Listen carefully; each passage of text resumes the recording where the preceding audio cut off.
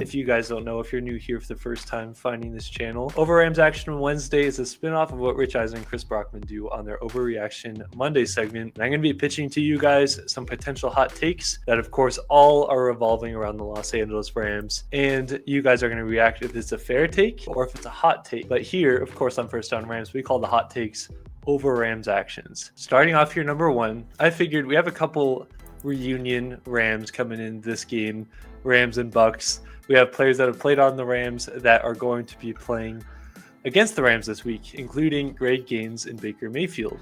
A lot of people are looking at Mayfield, but Greg Gaines will be making his return to SoFi Stadium. Right. So in saying all of that, Oh, Greg Gaines is going to have more tackles than Baker Mayfield has touchdowns this Sunday against the Rams. Wow. Oh, okay. Wow, that's a deep cut. I like it.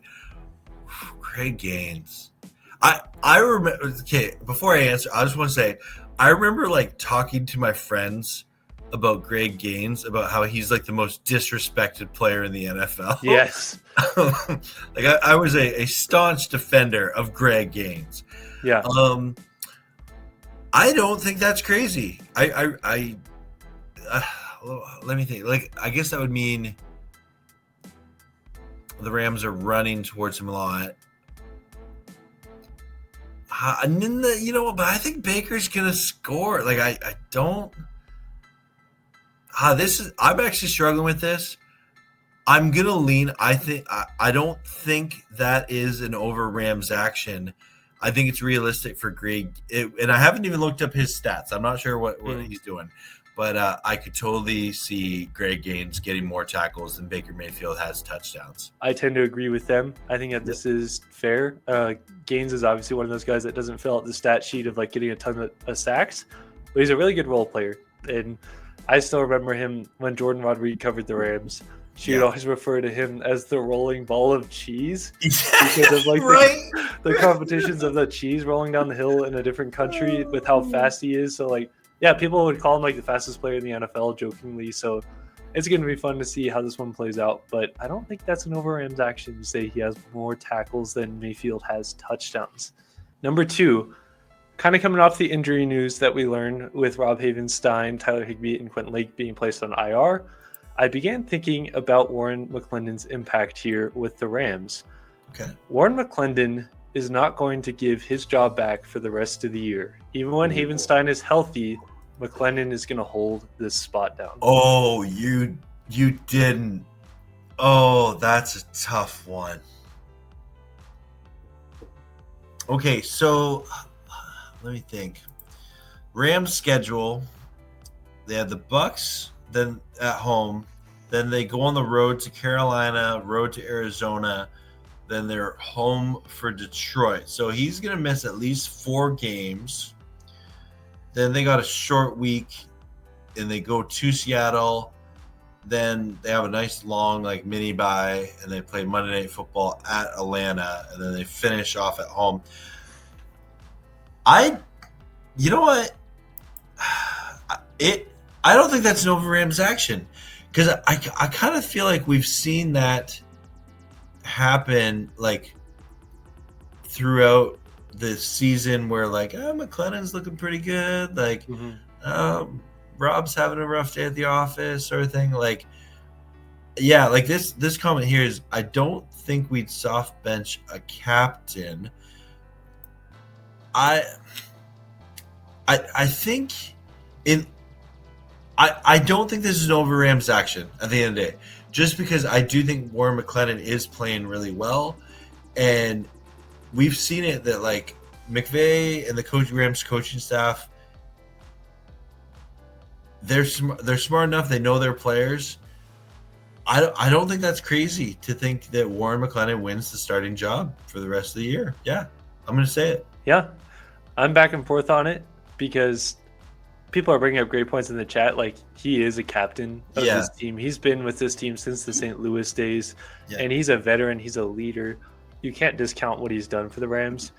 I would argue that this year really has been one of his worst years with the Rams, even if it hasn't led to sacks. Like, there's been a lot of quick and easy wins, and that could be because he's been playing through some injuries, and now he's finally going to get a chance to completely like rehabilitate. But McClendon, I have been so impressed with in the time that he has stepped in for Havenstein.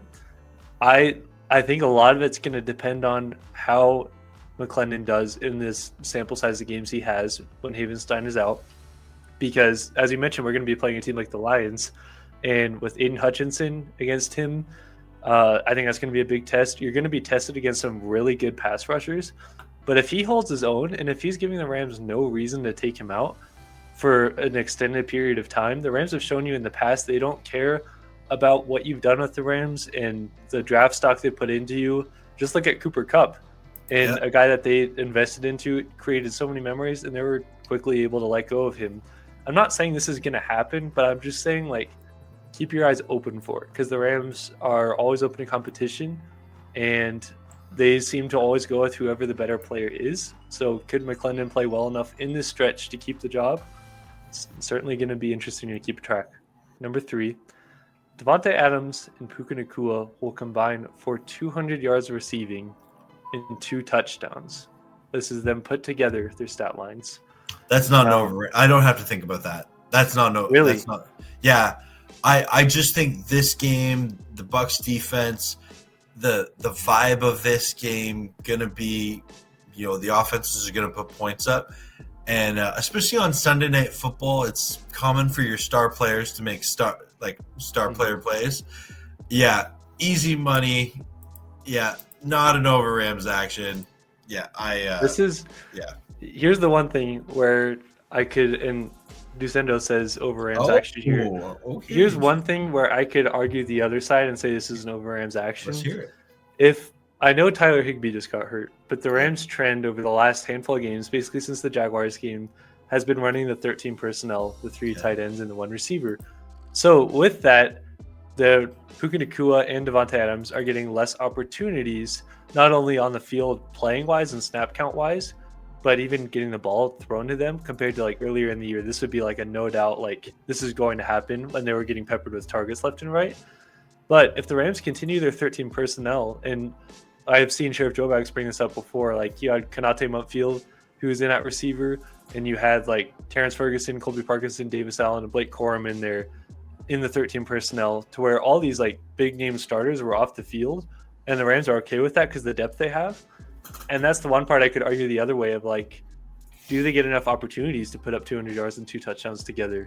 I think they're completely capable, but will the game plan allow that? And that's where I'm just going to be curious to see how the Rams attack this. Yeah, and I think this could be a game where the Rams actually don't run that much 13 personnel. Like, I think really, I don't think they'll need to be in heavy formations as much against this Buccaneers defense. And we have seen Sean McVay have success against Todd Bowles-led defenses before, out of light formations, out of 11-man personnel. Yeah. And so, like, in a way, I actually think if there is one game on the Rams schedule where we see less heavy formations in the 13 personnel, especially with Higbee going on IR. Mm-hmm. Yeah, it'll be interesting to see. I'm curious what you guys in the chat think of. Yeah. With Higbee being injured, do you guys think the Rams are going to steer a little bit more away from that 13 personnel? Because I understand they still have Davis Allen, Colby Parkinson, Terrence Ferguson, and they just got a guy off the Vikings practice squad to be their tight end last week. So, like, they have depth, but I was listening to, I don't know if any of you guys heard this on, I'm trying to remember, I'm forgetting the name of the channel, but Jimmy Graham was on this podcast talking about the use of 13 personnel and why it's so advantageous. That was on the Believe. That's right. Yeah, I saw that. Yeah, that was great. That was a great interview, and he talked about how much stress it brings to a defense when you run a 13 personnel offense and what kind of like conundrums it puts the defense in. So I don't know if I see the Rams fully going away from the 13 personnel, but I do know that they have the talent to do 11, 12, 13, even 22 if they wanted to. So definitely going to be interesting to watch here. I don't know if this is a guarantee, though, that you have over 200 receiving yards and 2 touchdowns combined between them. But we'll see. Yeah. Number 4, we talked about this earlier in the show. The Rams are going to have a top 5 draft pick this year. They're going to be in the top 5 in the first round. Oh, okay. I actually think this week is a really important week if the Falcons lose again. Let me look at the Falcons schedule. Give me a sec. Yeah. I need to see it. It's in play. It's absolutely in play. Especially, I mean, you have Penix going out with an injury, and Drake London, as you talked about, with an injury. I will say, for the amount of things the Falcons have done wrong as far as losing games, they have been close in a lot of these. Like, even against good teams like the Colts, they were close. So, Well, their last 2 games, they lost in overtime. yeah. So, like, it's not like they're terrible. Yeah. But, okay, so they're on the road to the Saints, division rival. Okay, they're not going to lose to the Jets. They're not going to imagine. No, they're okay. So, the Saints. I don't think they're going to lose, but that's the Saints have played hard. Divisional. Yeah, it's divisional. They're at home. I don't think they're going to lose twice to the Saints, though. I think they split with them. Mm-hmm. So you got 1 win there. They're not going to lose to the Jets. I am not going to say they're going to lose to the Jets, who just benched Justin Fields for Tyrod Taylor. Yeah. So you got at least 2 or 3. I think they're going to lose to Seattle. I think they lose to Tampa. Oh, are the Cardinals going to be the Could you imagine if the Cardinals are the reason the Rams get a top 5 pick? Because the Cardinals beat the Falcons? I would love that. But, like, I'm looking at this. So let's say they split with the Saints. They beat New York. That's 2 wins. So that takes them to a 5-win team. Does 5 wins get you in the top 5? I don't think it does. I don't think it does. Like, when I look at teams like the Titans, the Saints, the Jets, I can't put the Falcons, even though they've had a disastrous season by all accounts, right? But yeah, I don't think the Rams get a top 5 pick. I do think it's top 10 though. Yeah, which is still cool. Well, yeah, and I think somebody brought up in the chat too that like Kirk Cousins is a very good quarterback, like as far as a backup goes. Yeah. So he definitely can win you some games there too. But going to be interesting. Even if you're in the top 10, I think you'd take that. Going from the pick 26 this year in this draft and going up to top 10, even if that's what you get at worst, like I'm not complaining about that at all. Yeah, for sure. 100%. Yeah, we had a lot of people saying different things in the chat on this one. This was strong opinion, yeah. Yeah, Falcons are a bad road team. They might lose those games and win home games. Yeah. Kirk Cousins can win games. Yeah, he has a lot of experience there. We will get a top 5 pick 100%. So you got a lot of different opinions here. Yeah. And it's going to be interesting. Definitely, I don't think any Rams fans is just going to forget to track this. You know what? I'll say this. If for some reason they lose to the Jets, yeah, that's true. But as we brought up, like the Falcons have lost games really close to really good teams. So like they really haven't been a team that's just been bad all around. They've just found ways to lose those close games too. So we'll see. Yep. My last one for all the people that love uniforms. I don't know if any of you guys in the chat saw this. Somebody on social media who is very into like uniform kind of news across the NFL and has broken a lot of stories on that talked about how the Rams are they filed to get new uniforms for the 2026 season. And this isn't just like one alternate uniform, it'd be like a whole new set. Yeah. And if the Rams get new uniforms next year, there will be no gradients. I know a lot of people care about that. And the reason the Rams haven't gotten an alternate uniform, other than obviously the rivalries, that's a whole different thing, is because they've been planning on making these tweaks and changing the whole set entirely. So this is a long over Rams action, but would you say it's an over Rams action, or is that fair?